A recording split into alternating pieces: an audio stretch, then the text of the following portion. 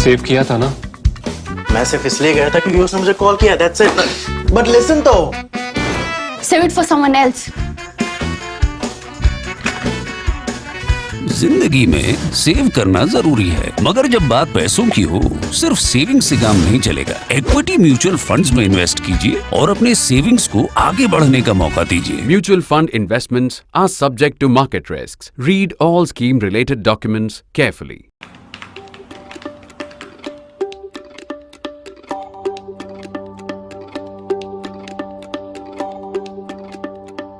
In the second part of this three-part national interest series on Hindu-Muslim relations, new definitions of the old secular communal binary and the way ahead, we had raised a question. Can politics reunite what religion divided? This draws from our central and perennial argument, if I might put it like that since the decline of the Congress as the dominant political force, umbrella party, across states in 1989, power in Indian politics has fluctuated between two competing ideas.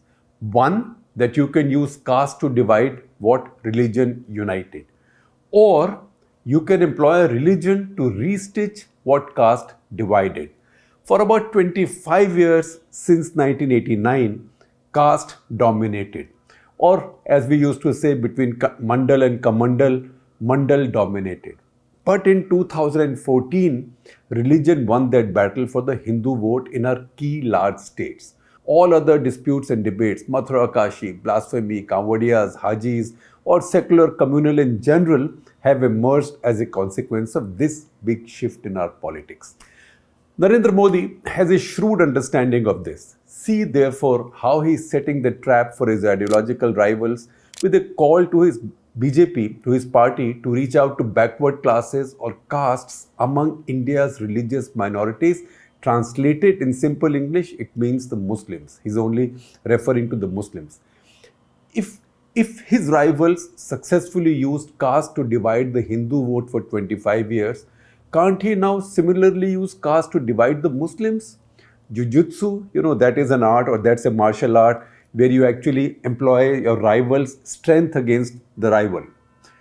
Jiu-Jitsu, the art of using the adversary's strengths against themselves, is an option available to both combatants in the ring. It's not just to the loser or the winner. The first secular response to that trial balloon he launched at the recent BJP National Executive meeting in Hyderabad might have been fat hope. Good luck to Narendra Modi if he thinks any Muslims are going to vote for him. Even if he reminds them 10 times a day that they are pasmanda, which means backward.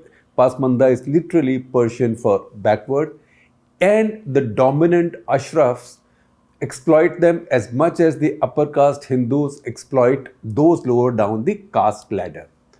They may be right, at least in the short run, that Modi will not get many Muslim votes, if any. But caste and social discrimination based on it is also a strong sentiment for those at the receiving end of it. At some point, it might begin to find some response or strike some chord. The BJP plays the long game. They didn't field any Muslims, at least not any serious candidates in any recent Lok Sabha and Vidhan Sabha elections. But note how they fielded several scores of them in the very recent Madhya Pradesh local body elections. See this report by ThePrint's Shekhar Gupta from our political bureau.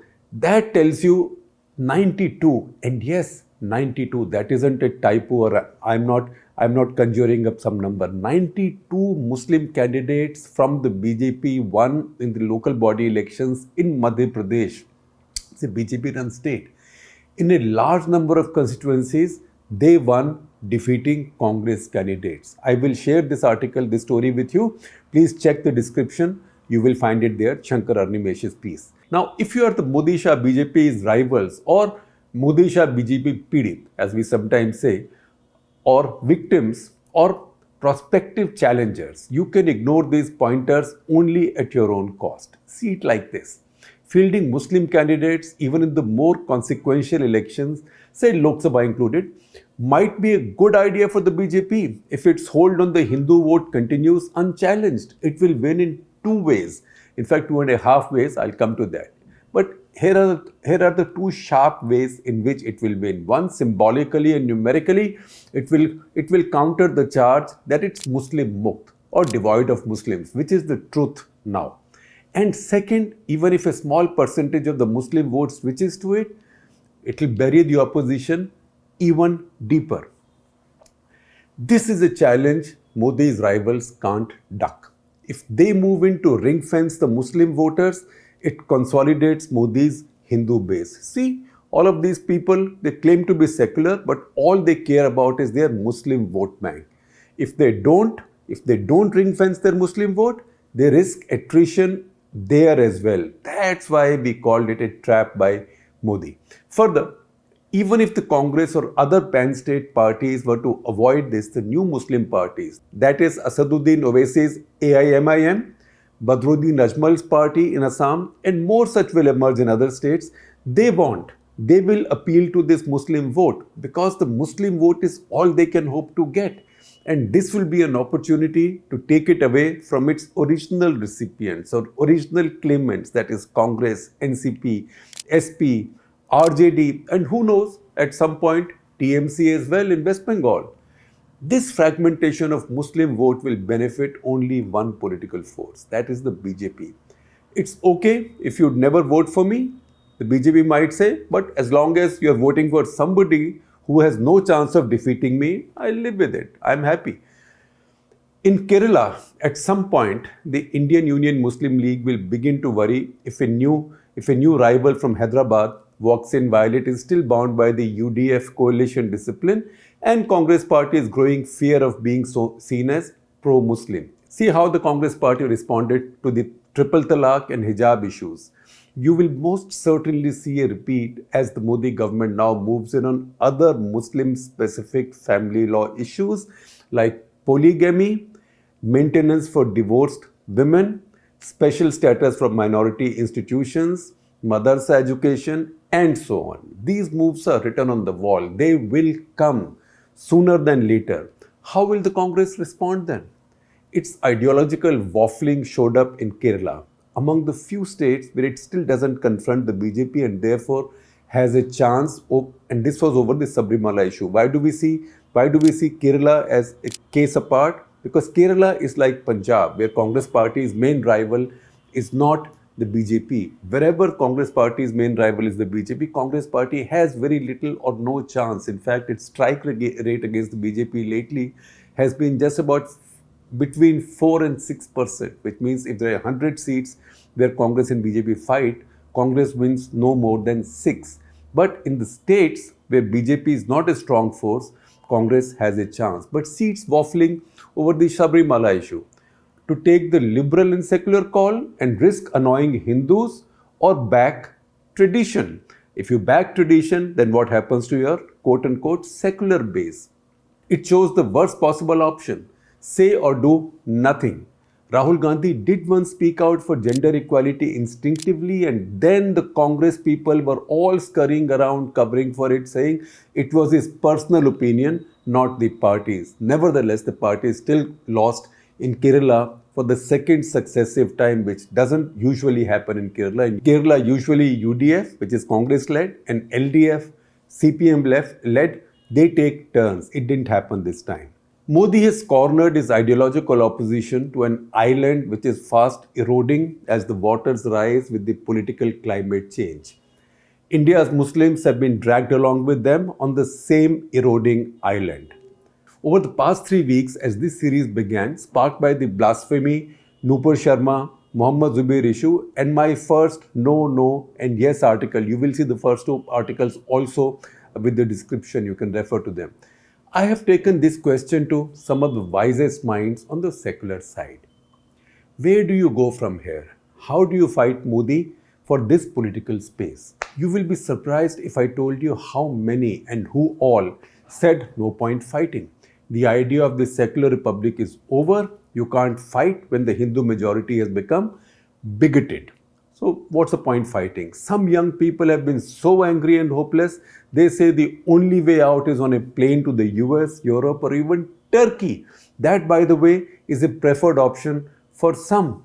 Others say One day Modi's voters will inevitably realize they've been had, they've been fooled, उनका बेवकूफ बनाया गया है, and vote for us in sheer contrition. पश्चाताप में हमारे लिए vote करेंगे. This is wishful thinking for a strategy. It's never worked.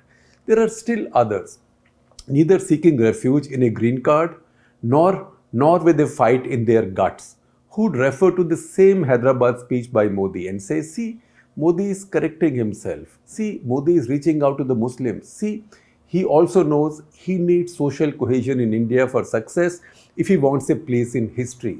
So leave it to him to accommodate the Muslims, the same Israel-Arab style. And let's then hope for the best. You can do nothing else about this. This defeatism runs contrary to one important fact. No matter where politics of the day takes India, it will remain an electoral democracy. Sometimes it would look authoritarian, at other times anarchic. The game will be played broadly within this constitution. There will not be some fantasy of a second republic, third republic and all that. All that's not going to happen. This is an open arena for ideas and ideologies contested by strong, ambitious and imaginative minds through competitive politics. Even a contact sport is still played to some rules. India will never become a one-party regime forever, a Hindu equivalent of the Chinese Communist Party or CCP-owned China. There are and will always be many in our politics who would abhor the idea of a CCPization of India. Nobody can defeat the BJP in post-2014 India without a sizable enough section of the Hindus voting for them. The era of having some of them voting as Dalits, Yadavs, Tribals or other OBCs is now over. A challenger to Modi will need to bring the Hindus and Muslims together again. The Hindus as Hindus, not as broken caste groups. They will need to convince the Hindus that social cohesion, equality as enshrined in our constitution is the best thing for them, for the Hindus and for India. That the othering of any fellow Indians is not only a cheap, un-Hindu-like thing, but also fatally detrimental to our national interest. It isn't easy, but the quest for power never is. And this, as I had said earlier, concludes this three-part series. You can read the first two parts of the series in the links given with the description.